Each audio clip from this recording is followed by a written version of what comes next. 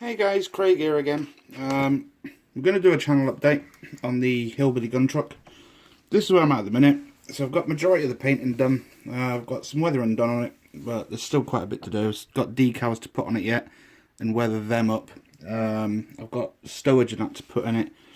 And just basically tittle tap for most of it.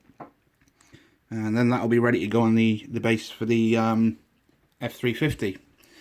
So basically, as you can see, the basic colours that I've used here are NATO green, NATO brown and black. So the actual colours that I used on this particular truck is the XF67 Tamiya NATO green, XF68 Tamiya NATO brown, and then I've used the Vallejo 950 flat black. And that's the basic colours that you see it on the actual truck itself for the camouflage. For the tyres, I've used Tamiya XF85 rubber black, which is a really good colour for tyres if you want a used worn sort of feel. And what I've also done is, as I mentioned before, I've sanded off the treads to give it a worn look, and then I've filled the gaps, which you can see almost in the treads there. It's had a wash, but I'll go through that in a minute. The rust colours you got on the actual steel plates here, on the door and on the bumper, which is still a little bit tacky because it's oils, it's still drying. The base colour I used was the Arbetlung 502 dark rust, which is the base colour. What I've then done on top of that, I've layered it with pigments. So the pigment I used was the Humbrol weathering powder, iron oxide, and then I've also used the Humbrol weathering powder rust. Okay, so what you can see on the actual truck itself is different colours, and it's got a texture to the actual steel plating, so it looks as though it's actually proper rust. It has got different colour variations and the like, and it's wrinkled effect all over the actual rust itself, inside and out. And basically, while it was wet, I've just dabbed the pigments on, and it does two things. One, it gives you the texture, and two, it dries out the oils a lot quicker. Otherwise, you'll be waiting weeks and months for the oils to dry. But that's basically what I've done to get that actual rusty, stipply effect. Once it was fairly dry, I've gone in with the lighter rust, this one, and basically just touched up little shades here and there, just to give it some sort of like new, sort of like rusty look. Same effects on the doors. It's got little chips and stuff coming off that, little bits of white here and there. Bumper had exactly the same treatment. As you can see, it's all textured and it's all sort of like really heavy rusted. Once this is totally dry, what I'm going to do is I'm going to go over it with graphite, basically a pencil, and put in some dark worn metal sort of like looks, but I can't do that at the minute because it'll just scratch the oil paint off. And same again with that door. As you can see, it's got a texture to it, and once it's fully dry, it is still a little bit tacky. It shouldn't take much longer. It'll dry as a matte, so it won't be as shiny as it looks at the minute, just purely because the oil's still drying out. As you can see, the back plate, this one, multiple colours on that as well. What else have I done? I've added a second 50 cal. I had an issue with this. I actually lost the handle at the back, so I've had to fabricate a makeshift handle, but hopefully anyone that's looking at it ain't going to look at the handles of a 50 cal, they're going to be looking at other things, so hopefully people won't notice that. I've just started toying with putting bits and bobs on the actual shelf. That's not what's actually going to go in there, it was just to put something in. As you can see, it's got wooden floor in the base of it. It's got some blood splatters on there already, which is basically just Tamiya clear red, just splattered all over. It basically starts here and on this plate here, and it's working its way around to the tailgate, so it looks as though someone was in here and he's either been dragged or he's been injured and he's trying to get out the back of the truck. But there's blood stains there. We've got a few blood stains on the inside of the door, as you can see here, as if someone's grabbed the door handle. They've been injured. They've held onto the door and kind of slid off. And there's going to be blood and stuff on the floor as well around here, and a couple of marines and stuff kicking about. So other things that I've done on the truck as well then, the actual wash that I've used, or the first wash, is the Humbrol dust wash, which is pretty good. And all I've done with that is I've dabbed it in the paint, in the actual wash, used an airbrush against a paintbrush and just splattered it on. The heavier pieces, I've used white spirit, which is just basically white spirit, with a brush, and thinned it down and made it a little bit runny, particularly on the wheels and that, so it wasn't big splodges and stuff.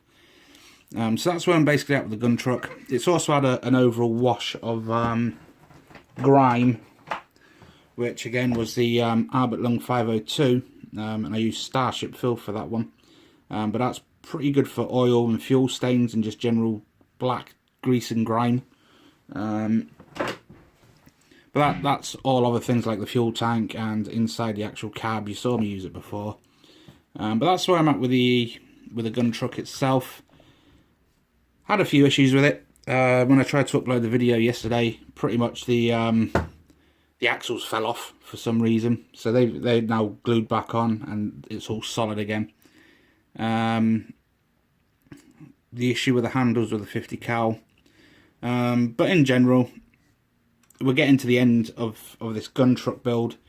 But what I'm going to do, rather than trying to do the painting and explain it to you while I'm doing it, and potentially ballsing it up, make myself look a muppet, I've decided that obviously I've gone as far as this.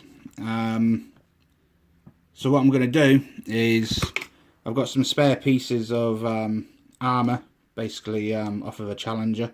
I've primed it up, and what I'll do is I'll show you every stage that I've done, because on these it's not just the standard NATO brown, NATO green and black.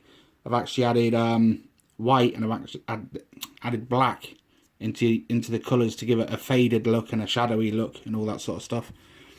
Another section of the armour, I'll show you how I've done the rust in lifetime, and I'll show you how you can do streaks and stuff with the oils. So if you want sort of like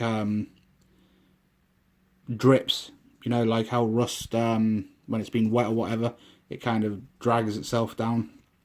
I can't do any of that yet until this is all dry, because when you use the white spirit, it's just going to take the rest of the stuff off. So I've got once this is totally dry, I'll use matte gloss or matte varnish or whatever, just to put a protective layer over it. Then I can do the streaks and stuff on the paintwork. But I can't really do much more until the oil paints have dried. I'll show you how to do the weathering properly with the scratches, chipping and silvering, and how I do it. There's various techniques, but I'll just show you the way I do it.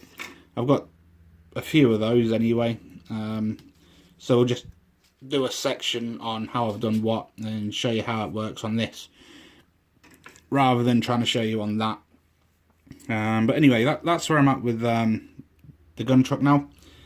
We're not far off from it being finished. It's just a waiting game for it to be dry, and then I can add the finishing details and do a few other bits and bobs to it, and then we're there. And then the next bit from there is putting that and the F350 together. So what I'm kind of going for is the gun truck to be kind of like that, the Ford F350 kind of like that sort of thing. Some barricades in between, maybe a bit of a shop over in the corner, and some troops and stuff and zombies. And we'll see what we can do from there. As you can see, all this crap that's in the back of the 350 is just basically little Bergens and stuff I've painted up, and this is some of the stuff I'm going to put in the gun truck. I've just put it in the 350 to keep it out of the way. Jerry cans and all sorts. That's off a chair, that's not going in it. It's just basically odds and sods that's going to go in the gun truck. So that's kind of what we're aiming at, guys. Gun truck shot the death out of that thing. the barricades in between zombies and marines and blood and gore, and a building of some sort. But that's where I'm at the minute. So hopefully, I've still got a few bits to finish off on the 350. It's just basically the, if you remember, we've done the bullet holes. I've just got to kind of indent them a little bit so it don't look as though I've just drilled holes through plastic. But that's all dry and that now. What I'm on about, you see how this one's kind of indented rather than just holes. I've got that to do on the rest of the holes just to make it look as though the bullets hit and then pierced rather than just drilling a hole through it. But we're getting there now. We're not far off. Like I said, I can't really put the decals on until the oils and that dried, because some of these actually go on the rusty parts. So not much to do with the gun truck, and that's where I'm at. So hope you've enjoyed that, and the next update will probably be next week if I get a chance. Maybe if I get a chance today, actually, I'll maybe do another video of the weathering and stuff and how I've painted it, like I said, on the side skirts off the Challenger, and then we'll go from there. But if there's anything in particular you want me to show you, just put a comment in the comment section below, and then potentially do that, and then we'll just take it step by step, and I'll show you exactly what I've done throughout the whole build and the paint process. So there you go, guys, that's me for now. Again, I'll speak to you later, and thanks for your time.